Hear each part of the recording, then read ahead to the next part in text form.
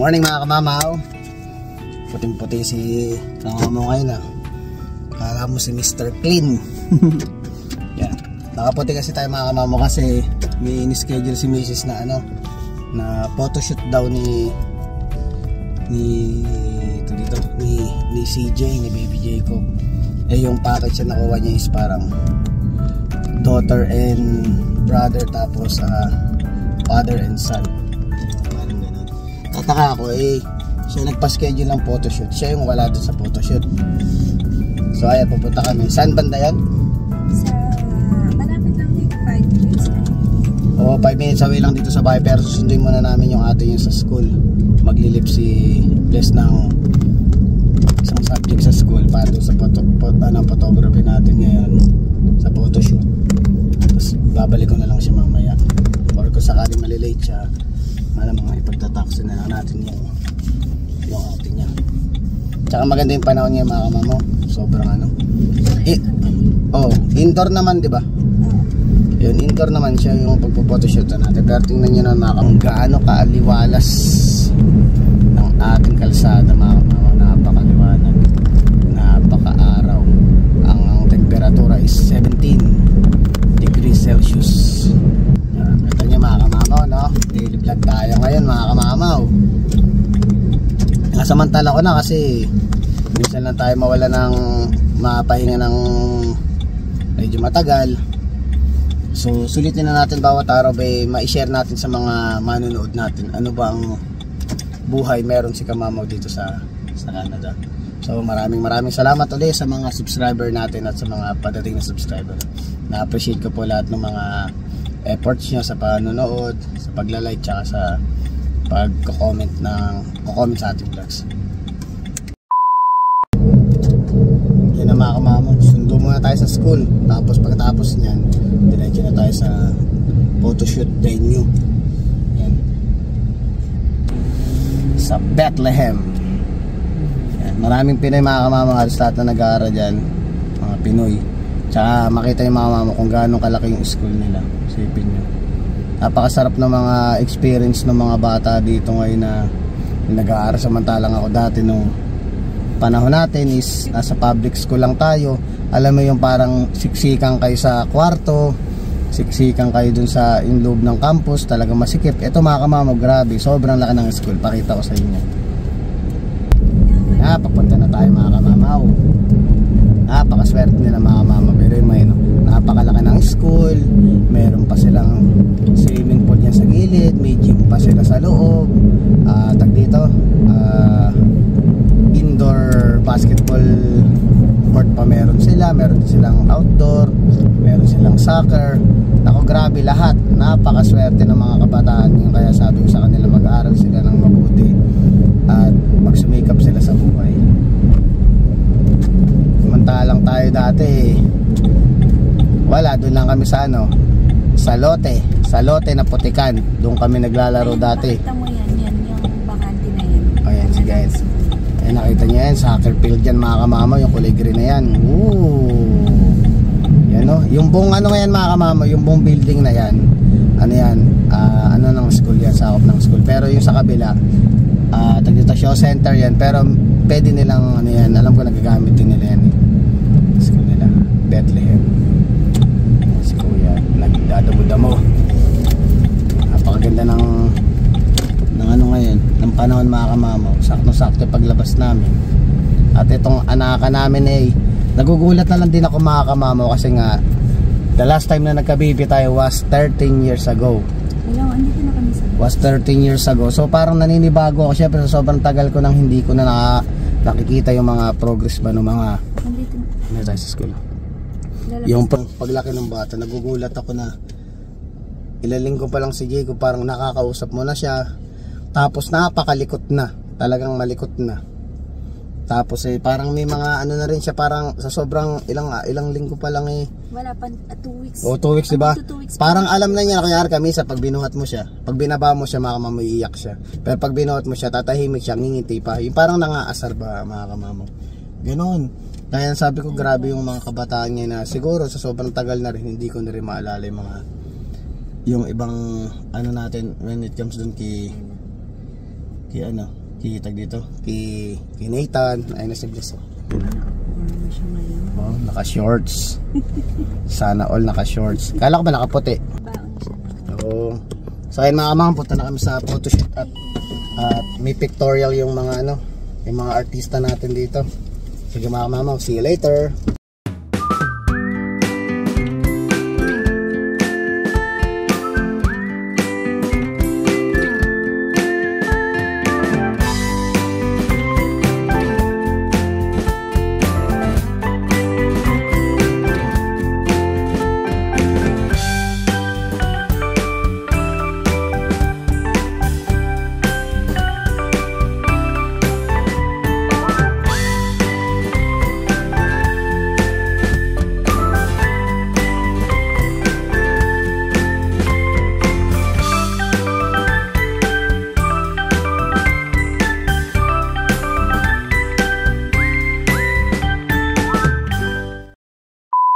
Mga mama, nandito kami. Parang studio siya.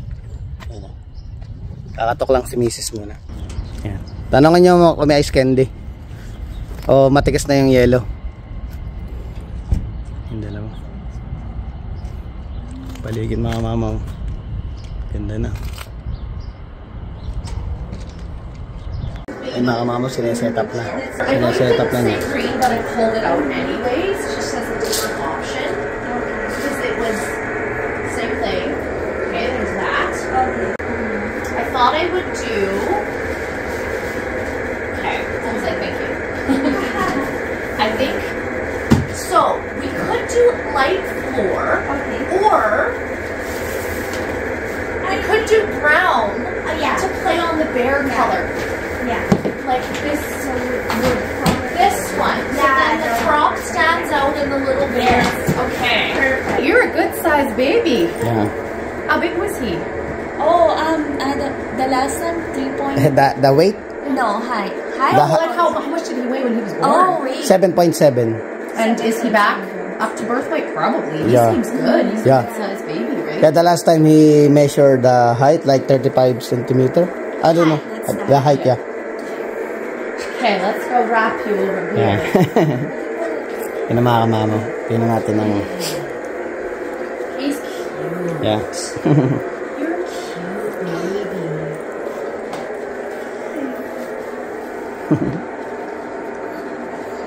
So it's weird having a baby in the house. Oh.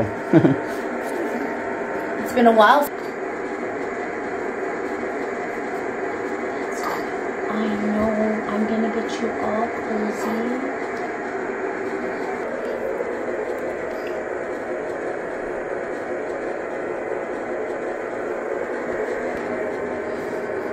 I've done this full time. I've done this for 12 years full time. Yeah. No, 11, probably 11. Yeah. So for a few years I still worked and taught myself and learned and did all of that.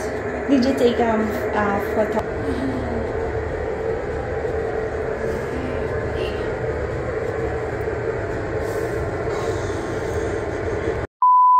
Mga kamamo, mga mag-aartista na yata itong mga yung manager niya, taga-cobra ng sweldo. But look how snuggly it is for your mom. See? And then just turn the I'm gonna come fix that little piece of hair. It's just a little. Yeah, so look at me first.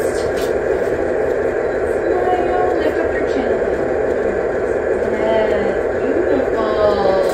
That's okay, buddy. It's hard to reach. And then looking up at me again, big smile. Got it. All right. See, easy, right?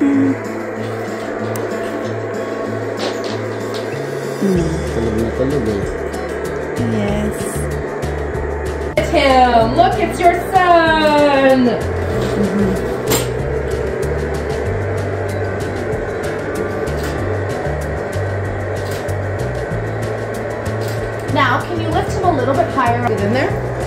Baby? That's okay. It was pretty much like this. I just moved it. I moved baby a little bit. This is better. I can see baby's face.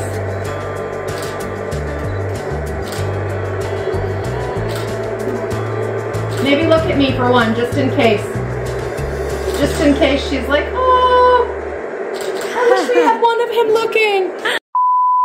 Yan, tapos na kami ni Bless ng ate niya. Ay, solo na niya. Yes. You know what? I'm gonna grab one thing from over here. And make sure you fit in there, right?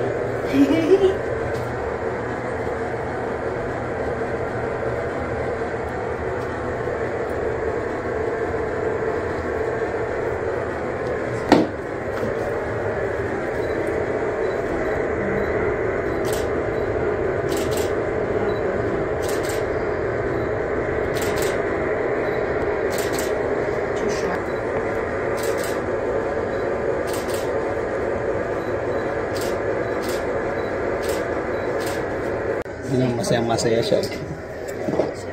Oh, photoshoot niya eh. Yun eh. Inisip pa eh. Good boy. Good boy eh. Baby. Babe siya eh.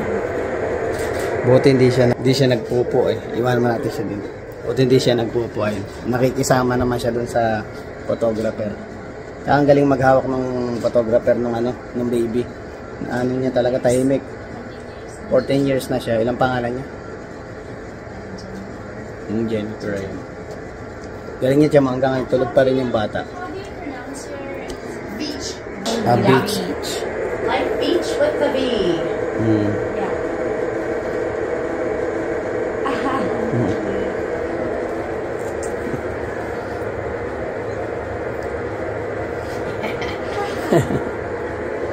Oh my goodness, that's so cute.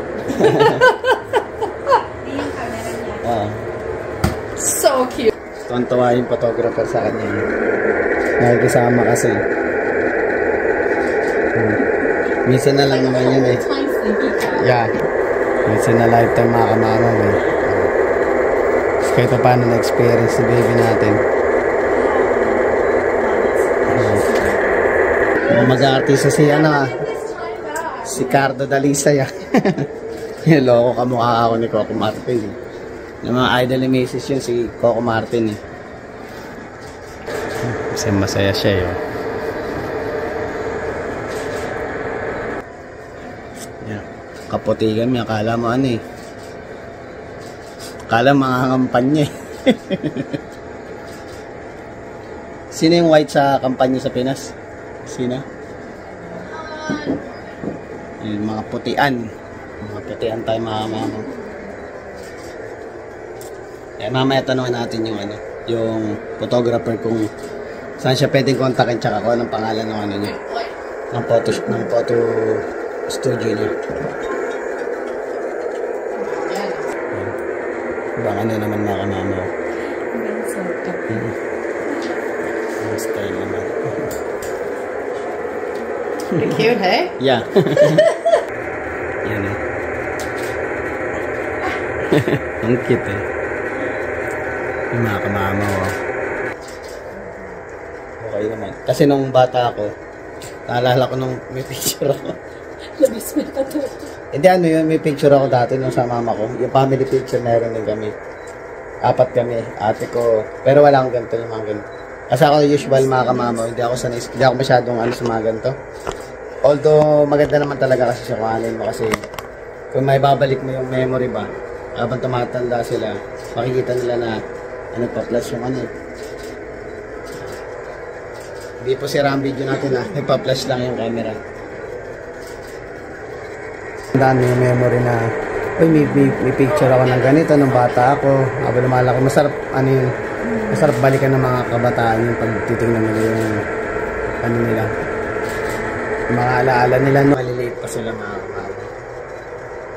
Easy to pick a boy or a girl when it comes on photography. What is the easiest way to pick the baby? Like design or anything? Or it depends. Because sometimes Boys are a little simpler, but really there's not like... Yeah. There really isn't. Yeah. Like I do. I really love both. Yeah. I have all daughters, so I feel like sometimes I like the boys a little bit more because I never had a boy. Yeah. So I get to dress up other people's boys, and that's fun for me, right? Yan ang mga kamama. So, 4 na ano pala, no? 4 na magkakaiba, no? Nandun na siya sa baby crib niya. Tapos may ano pa doon, eh. May teddy bear. Yan mga kamama. Okay, sa baby crib.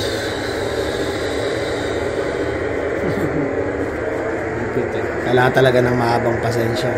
Tsaka ano, tatimingan mo kasi biro pa nagkulit na siya, nahirapan ng picture. Pero galing niya yata.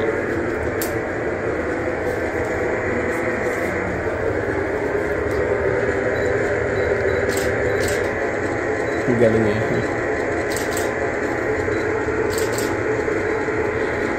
Last na, meron pa doon yung isa yung sa Miano, bilog. Last na. Yan naman si baby nakisama siya. Yan last na siya. Cute na mga picture mga kamama eh. Lalo na dun sa may maliit na na kribo. Ang cute niya dun eh. Mama ko di man makuha o mailagay dito sa vlog nato yung mga talagang picture na galing din sa sa photographer. Ilalagay na lang natin sa mga susunod na vlog. Oh, yun ang last niya. Last na yun. So, set up na siya dito mga mama. Cute. Ayun isa dito lang na natin. Just a little peanut. Yeah, a little peanut. A little peanut. A little brown peanut.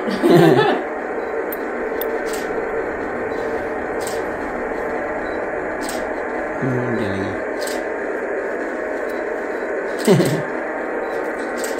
Feeling kasi niya mga mama. Then I can get a picture of Yeah. your toes. It's such a good, Yeah. white, right? Yeah.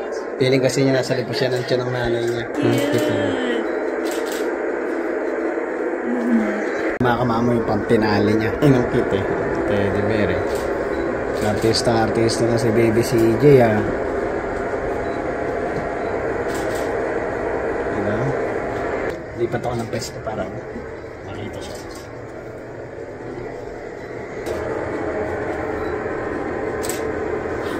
Yeah.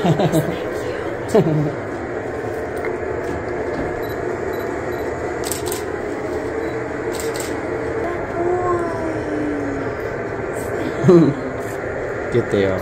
Baby Jacob namin natapos nang hindi umiiyak. Ano, satisfy ka naman. Okay naman yan.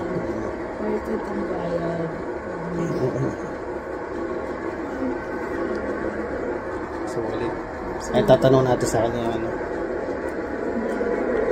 Pangalan niyo ulit niya, Jennifer? Yeah, Jennifer, can I ask you something? What's the name of your business or this photo studio? What's the name of it? It's Jennifer. Oh, you're asking me that? It's Jennifer Beach Photography. Yeah, Jennifer Beach Photography. Yeah. Okay. Ayun, lalagyan na lang natin yung ano niya, yung calling card natin, yung ano niya dito. Yung mga information para kung sakaling gusto niyo magpabook ng mga ganito, katulad ng sa amin ni Baby Jacob, message nyo lang siya. Dito kami sa may sa Saskatoon area. Yan mga kamamaw. Yan na mga kamamaw. Ano na, tapos na. Ipabalik na natin si Ate Bless niya sa school niya. Tapos tayo, bibili lang tayo ng ulam at uuwi na rin. Nakita nyo naman mga kamamaw, napaka very accommodating ba tawag doon? Yan, accommodating ni Jennifer. Beach, diba? Beach. So walang tumama sa amin. Hindi naman beach ang sinabi mo, diba kanina? Kanina niloko namin paano big kasi. Sabi ko kasi beach. Ano sabi mo kanina, beach? Beach. But with letter B. Yeah, beach pala, beach. Beach pala. So ayun mga kamamo, ano na lang daw kami, inform na lang kami pag na-edit na yung mga pictures, tapos papadalang kami ng mga edited pictures, tapos pipili kami ng 15 shots. So after nun, ayun na. Magkano yung binayad natin? 365. O, 365. Ano na, mura na. Tsaka ano naman kasi, kumbaga, Kimi Sam, inaya ko na lang siya kasi once in a lifetime lang naman yung ganong pagkakataon. At the same time, syempre, para sa anak naman natin yun. Ano yun? Cheap alin? na yun. Mas mura na yun kasi kadalasan 400 to 600 ang ano. Mura na yun nakuha namin ngayon kasi nakarami may pinagtanungan din kami. Parang nasa 600 nga siya. Isipin mo, di ba, picture-picture ng mga mama ko, talagang may talent ka lang sa mga ganong ano, malaking bagay na rin yun, extra income mo na rin. Dito naman mga kamama sa Canada, basta madiskarte ka sa buhay mga kamamaw, lahat ng pwede mong gawin o pwede mong pagkakitaan, magagawa mo. Pero syempre, kailangan din ng ano, pagsusumikap yun, di ba? Basta masikap ka lang at saka matyaga ka lang sa mga bagay-bagay, hindi ka mawawala ng trabaho dito mga kamamaw. Yun ang kagandahan naman sa mga, lalo sa mga Pinoy, madidiskarte sila sa mga bagay-bagay, kaya yung mga Pinoy mabilis makaipon ng ano, ng mga paggastos nila dito. Syempre sa mga extra bills nila, yun mga kamamaw. Okay mga kamamaw, magdadrive muna ako, I'll be back. Yan, nasa bahay na kayo mga kamamaw. Tulog na tulog pa rin yung anakan natin, oh. Galing, buti na lang hindi siya nag-alboruto ng pinicturan. Sabi ni Jennifer, ano daw, wala pa kami isang oras, natapos na yung photoshoot. Usually, inaabot pa minsan, lagpas pa ng isang oras. Conforme sa inaano ng baby, kasi minsan ng baby makulit, minsan iiyak. Kaya buti na lang hindi siya nagpupo, hindi siya nag-alboroto, hindi siya umiyak, kaya madali niyang naiayos yung ng photoshoot niya. Baby Jacob, kamusta na ang pugi kong anak ninyo? Yung nga lang, mahirap tiyempoan mga kamamo, kanina yung ngingiti siya. Gusto niya dito mga kamamo, kapag sasakay mo sa sasakyan, wala, di mo makikita umiiyak. Sarap na sarap siya sa higaan niyang to. Usual talaga siguro yung mga baby. Gusto nila yung mga parang nakabaloktot sila pag nakahiga. Ayan. Minsan naaawa pa nga ako, akala ko baka ako nahihirapan yung anak ko. Yung pala hindi gusto nila, nakita mo naman kung paano ibalot ni kanina yung si Baby Jacob, talagang balot na balot eh. Pero gusto niya talaga. Yan, syempre mga alaga natin, binili natin ng ballistic. Itong Sera ay hindi sanay sa kulungan. Ayun. Biligay ko kasi yung pinatikin ko sa kanya yung special na ayun yung buto. Kaso nga lang gusto niya, kaso gusto niya kakainin sila basta outside na. Out na. O dyan ka, Legend. O dyan. Ayos na dyan.